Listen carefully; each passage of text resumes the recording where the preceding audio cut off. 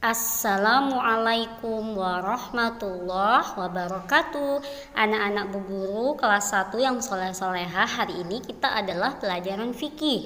Kita akan belajar tentang syarat sah, sunnah, dan hal-hal yang membatalkan tayamum.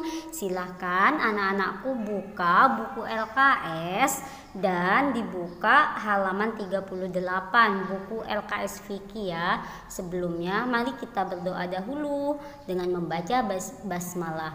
Bismillahirrahmanirrahim. Anak-anakku, Bu Guru akan mengulas dulu ya tentang tayamum. Kemarin kita telah belajar tayamum. Apa sih itu tayamum? Tayamum adalah bersuci menggunakan debu atau tanah yang suci ya, sebagai pengganti dari wudhu. Kalau misalnya nggak nemu air maka boleh tayamum.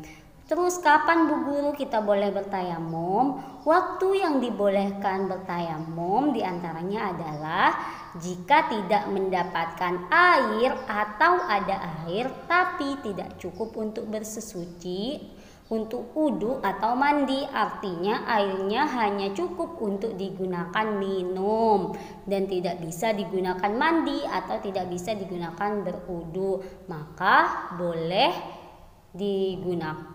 bertayamum. Yang kedua, misalnya seseorang menderita luka atau sakit. Nah, apabila menggunakan air, orang itu khawatir atau takut kalau lukanya akan semakin parah, maka boleh bertayamum. Yang ketiga, ketika cuaca sangat dingin sekali, pokoknya dingin sekali sampai kalau kita menggunakan air itu berbahaya, maka boleh bertayamum. Yang keempat, ada Bu Guru air tapi cara mengambilnya itu membahayakan diri. Misalnya airnya ada di dalam jurang atau ada di tepi jurang, kita takut terjatuh, maka boleh bertayamum. Nah, sekarang kita akan materi kita hari ini syarat sah tayamum. Lihat di halaman 38 ya. Yang pertama, telah tiba masuknya waktu sholat. Kalau kita wudhu kita wudhu sekarang tidak batal, bisa digunakan untuk sholat duhur. Akan tetapi kalau tayamum ini hanya boleh dilakukan ketika sudah masuk waktu sholat. Misalnya sholat duhur sudah adzan. Kalau sudah mendengar adzan baru boleh bertayamum. Yang kedua, memakai debu atau tanah yang suci, artinya bersih dari najis dan kotoran, tidak ada pupnya kucing, tidak ada pupnya anjing ya, jadi harus benar-benar cari debu yang suci. Yang ketiga, memenuhi alasan atau sebab melakukan tayamum. Apa saja tadi? Sakit, tidak bisa menggunakan air, tidak ada air, cuaca sangat ekstrim dinginnya sehingga tidak bisa untuk menggunakan air, maka boleh melakukan tayamum. Itulah yang dimaksud memenuhi syarat dibolehkannya tayamum. Yang keempat, tidak dalam keadaan haid atau nifas bagi perempuan, karena orang haid atau nifas kan tidak sholat, jadi tidak perlu tayamum. Yang kelima, menghilangkan najis yang melekat pada tubuh terlebih dahulu. Misalnya kalian memakai baju yang tadi kesentuh atau dikencingin anak kecil yang sudah lebih dari 2 tahun umurnya, maka bajunya diganti dulu baru melakukan tayamum ya. Atau di tangannya ada pupnya, kepegang pupnya kucing, maka harus dibersihkan dulu.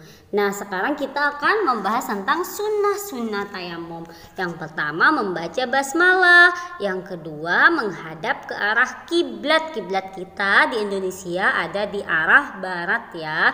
Yang ketiga, mendahulukan anggota badan yang sebelah kanan, kemudian yang sebelah kiri, sama ketika melaksanakan wudhu ya, yang kanan dulu baru yang kiri. Yang keempat, meniup debu yang ada di telapak tangan. Jadi anak-anak, setelah anak-anak tangannya menyentuh debu, jangan langsung diusapkan ke muka, tapi ditiup dulu. Ya, ditiup seperti itu biar tidak berdebu wajah kalian. Yang kelima, menggosok selai jari setelah menyapu tangan sampai siku. Nanti Bu Guru di pertemuan yang akan datang akan mengajari tata cara bertayamum ya, prakteknya. Nah, kita juga harus tahu, setelah tahu syarat sah, setelah tahu sunnah-sunnah tayamum, kita juga harus tahu yang membatalkan tayamum. Yang pertama, semua hal apa saja yang membatalkan wudhu. Contohnya kentut, kencing, pup, bersentuhan dengan lain jenis, perempuan menyentuh laki-laki, ya laki-laki yang tidak kita kenal atau yang bukan mahramnya kita, maka wudhunya juga bisa batal. Nah, semua hal itu bisa membatalkan tayamum juga, ya misalnya kentut, kencing dan sebagainya. Yang kedua, mendapatkan air sebelum sholat. Jadi sudah masuk waktu sholat nih, anak-anak tayamum. Nah, sudah tayamum, sebelum sholat kalian menemukan air, maka tayamumnya batal, harus wudhu ya. Itu saja yang bisa Bu Guru sampaikan. Hari ini tidak ada tugas dulu untuk rukun tayamum. Bu Guru sampaikan minggu depan ya. Selamat belajar. Assalamualaikum warahmatullahi wabarakatuh.